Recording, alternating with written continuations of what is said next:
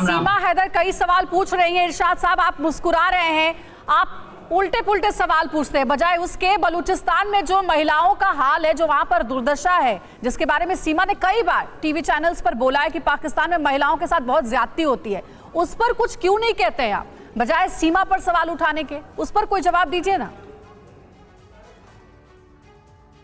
मैं ये कहूंगा कि जितना हमारी खवातीन को, बेटियों को, माओं को, बहनों को इज्जत मान मिलता है, शायद दुनिया की किसी खातून, माँ, बेटी, बहन को ना मिलता हो, क्योंकि ये लड़की पाकिस्तानी नहीं है। अगर ये जो मर्जी प्रोपेगेंडा करती रहे, तो पाकिस्तान से इनके शौहर बार बार भारत आने की बात क्यों कर रहे हैं, अपने बच्चों को ले जाने की बात क्यों कर रहे हैं? वो भी पाकिस्तानी नहीं है। मैं आपको बोल रहा हूँ, देखिए सुन लें आप, ये क्लब डांसर जो लड़कियां होती हैं, जो दुबई में, मैं बहुत सारे लोगों को ऐसा को जानता हूँ जिन्होंने वहां, इनमें ये जो हिंदुस्तान से लड़कियां आती हैं, दूसरे देश से लड़कियां आती हैं, जो क्लब डांसर होती हैं, वो इनके इश्क में मुब्तला होते हैं। जैसे अब ये सचिन, जिसको आपकी लड़की कह रही है ये मच्छर है और क्या क्या कह रही हैं खातून एक आपकी हिंदुस्तान की, इस तरह के मच्छर इनको बहुत मिलते हैं क्लब डांसर्स को वहां पर। ये शादियां भी करती हैं, उनसे इश्क भी करती हैं, उनको लूटती भी हैं, उनका सब कुछ लेकर के चली जाती हैं। जिस मुल्क की ये खवातीन होती हैं जो क्लबों में डांसर करती हैं, डांस होती हैं, आप कभी जाइए। मैं आपको हमेशा कहता हूं कि मैं दुबई न्यू ईयर नाइट लाजिम जाता हूं, वहां देखता हूं, वहां का कल्चर देखता हूं। आप तो शाह साहब, आप ऐसे कह रहे हैं दुबई सिर्फ आपने देखा है, किसी और हिंदुस्तानी ने दुबई कभी देखा नहीं, गया नहीं। मैं जो सच कहता हूं, ऐसी बात कह रहे हैं। कह रहा हूँ कि बिल्कुल देखा, आप जाके देखिए मैं अगर झूठ कह रहा हूँ, आप जाइए, आप अपने मिर्ची क्लब में। मेरी समझ में नहीं आ रहा कि जो चीजें नहीं, आप सुनिए तो मेरी और बात। कौन कौन लोग वहां मौजूद होते हैं और कैसे कैसे लूट, कैसे लूट पाट ये क्यों कह रहे हैं कि आप देखिए, आप जाइए भाई, आप आपके पास सबूत जो है वो तो दिखाइए।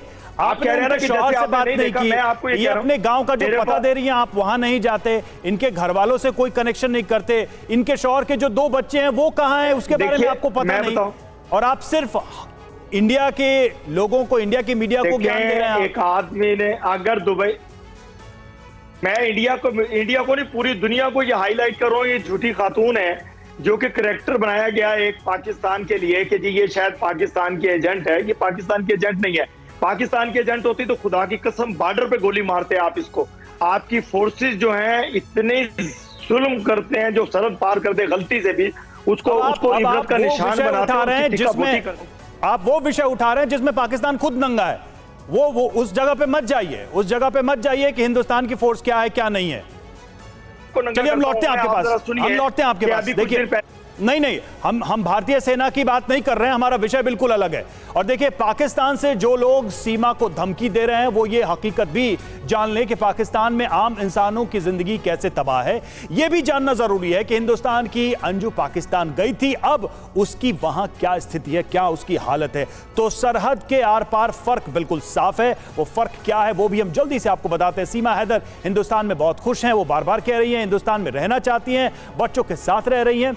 अंजू की बात करें तो पाकिस्तान में बहुत परेशान है, वो पाकिस्तान से लौटना चाहती हैं, बच्चों से मिलने के लिए अंजू परेशान है। तो ये एक बहुत बेसिक अंतर नजर आ रहा है। जरा सुनिए एक बार फिर से कि कैसे पाकिस्तान की धरती से सीमा को धमकियां अब मिल रही है। एक सवाल पाकिस्तान हैदर को लेकर कहा जा रहा है बार-बार। ऐसा लग रहा है कि पाकिस्तान के मर्दों पे वहां महिलाओं का भरोसा कम हुआ है, क्या आप ऐसा मानती हैं?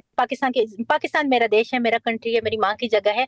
क्योंकि आपकी जो धरती होती है, ये कुदरती बात है कि आपकी माँ होती है। जैसे आपकी माँ एक दूसरा माँ, जिस देश में आप रहते हो, और ये एक लगाव होते हैं। तो पता नहीं वो कौन सी औरत है और कैसी औरत है। पहले तो ये कि वो मुर्तद है, उसने इस्लाम को जो है, अगर वो इस्लाम को छोड़ के किसी दूसरे मजहब में, किसी दूसरे धर्म में गई है, तो उसका तो मेरे ख्याल में कत्ल कर देना चाहिए। क्योंकि मुर्तदीन जो होते हैं, जो इस्लाम को छोड़ते हैं, इतने प्यारे खूबसूरत मजहब को छोड़ के किसी दूसरे मजहब में जाते हैं, तो उनका कत्ल वाजिब हो जाता है, और मुर्तद के लिए ये है।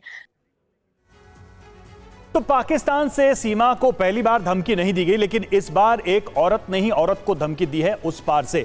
ये एक अपने आप में अजीब सी स्थिति है पाकिस्तान को लेकर। देखिए, सीमा हैदर को उनके परिवार के अलावा भी कई लोग धमकी दे चुके हैं। ये हम जल्दी से दिखाते हैं कि सीमा को पाकिस्तान से कब और कैसे धमकियां मिली हैं। तो जरा धमकियों पर गौर करें तो गुलाम का जो परिवार है वो जान से मारने की धमकी दे चुका है। ये हमने शुरुआत में जब बातचीत शुरू हुई थी। अब देखिए, डकैत रानो शार ने कैमरे पर आकर यह धमकी दी थी और कहा था कि गंभीर अंजाम होगा इसका, सीमा हैदर के लिए अच्छा नहीं होगा। और अब देखिए हरीम शाह जो कि पढ़ी लिखी हैं, समझदार भी लग रही हैं देखने से, लेकिन इनकी बातें बिल्कुल वही टिपिकल पाकिस्तानी जो माइंडसेट है उसको दिखा रहा है। कत्ल के लिए वो उकसा रही हैं, कत्ल के लिए सीधे सीधे वो प्रोवोक करती नजर आ रही हैं। तो ये धमकियां पाकिस्तान से अभी तक सीमा को लेकर आई हैं।